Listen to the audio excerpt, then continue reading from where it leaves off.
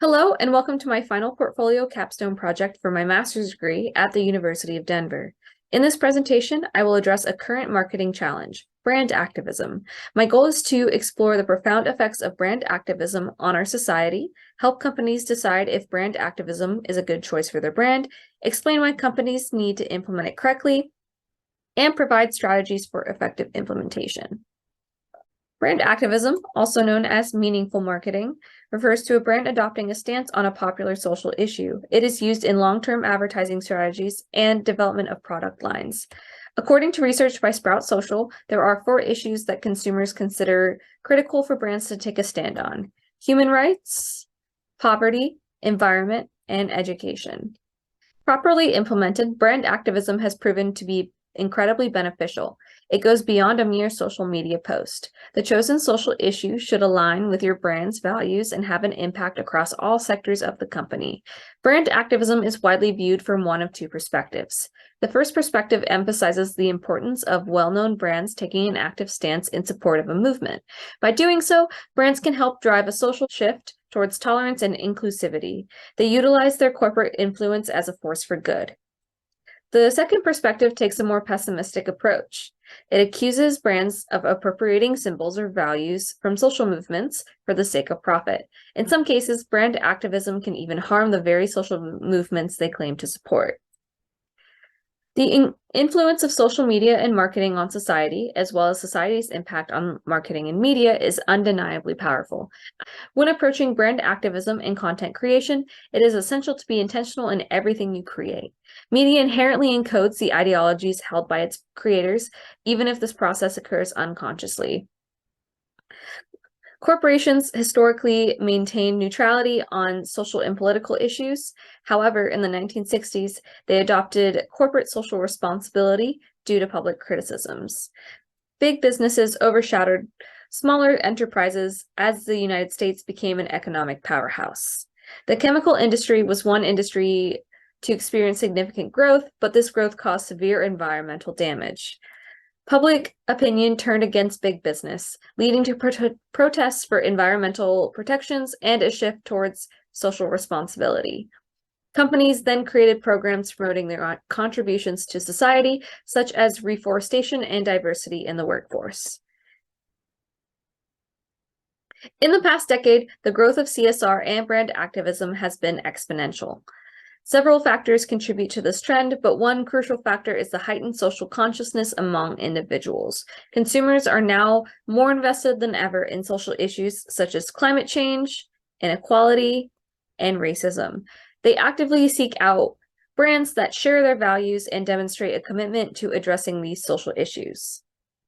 A plethora of companies now utilize brand activism to enhance their image. However, the execution is not always well received by audiences. An example is Pepsi's Jump In commercial featuring Kendall Jenner, which was released during a peak period of the Black Lives Matter movement. Pepsi and Jenner had limited previous activism involvement. Their activism lacked specificity and seemed to trivialize the sacrifices made by protesters. This campaign damaged Pepsi's public perception significantly, with 24% of comments on various social media platforms being negative. Few ads face such widespread negativity every year. Another company that embraced brand activism to support the Black Lives Matter movement was Nike, through their Dream Crazy campaign featuring NFL quarterback Colin Kaepernick. The commercial emphasizes the importance of believing in something, even if it means sacrificing everything. Similar to Pepsi, the commercial doesn't explicitly mention any specific social issues, but Nike's decision to feature prominent activist Kaepernick firmly tied their campaign to the movement. Given Nike's status as an industry giant with consumers from diverse backgrounds, it was inevitable that this campaign would generate some consumer backlash. Videos of individuals burning Nike products went viral. However, the campaign was a calculated risk that ultimately paid off. The majority of Nike's consumers are young and more than likely to align with Kaepernick's values. Following the release of the campaign, Nike stocks experienced a 5% increase in the subsequent week. Several crucial factors contribute to the decision-making process when it comes to brand activism. The rise of social media and digital marketing plays a significant role in this regard. Social media platforms create a perceived sense of intimacy that lends itself well to brand activism. The power of users to share content online functions as a digital form of word-of-mouth marketing.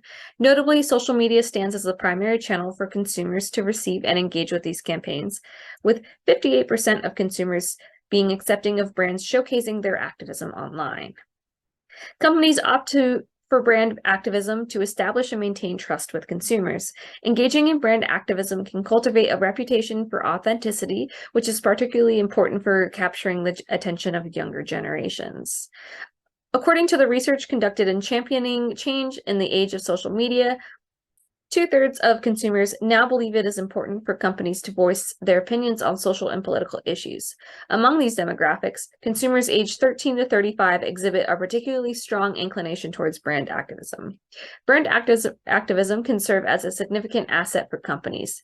As consumers devote more time to identifying brands that align with their beliefs, they also invest more time in scrutinizing brands that claim to share their values but fail to make a clear stance. Consumers now have higher expectations from brands that seek to earn their loyalty.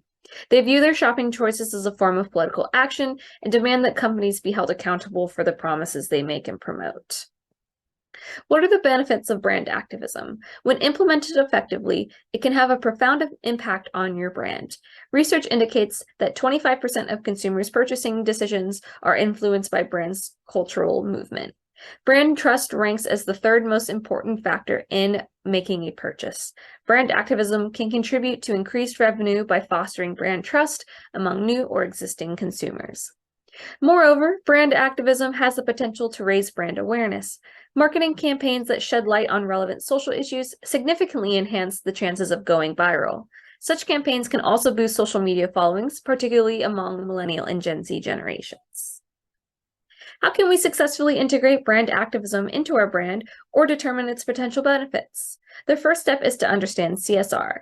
Corporate social responsibility refers to a company's willingness to go above what is legally required to address social needs and wants. Archie Carroll, a professor of management at the University of Georgia, created the Pyramid of Social Responsibility in 1991. The Pyramid of Social Responsibility outlines 4 key responsibilities for businesses: economic, legal, ethical, and philanthropic. It now serves as the foundation for the modern definition of CSR. CSR is essential for businesses as it contributes to the well-being of society. Research consistently demonstrates that a healthy and functioning society is conducive to long-term business prosperity. CSR has been shown to provide brands with a competitive edge, increase profit margins, and improve employee and customer engagement. The next step in understanding a company's values and goals is to align ethical or social issues with the brand through a brand audit. The selected issue for brand activism should be leveraged to amplify brand values.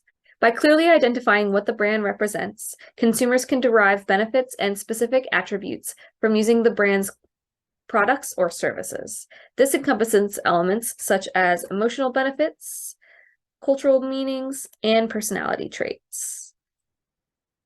Your chosen social issues should be closely tied to your company's brand attributes and align with your company culture.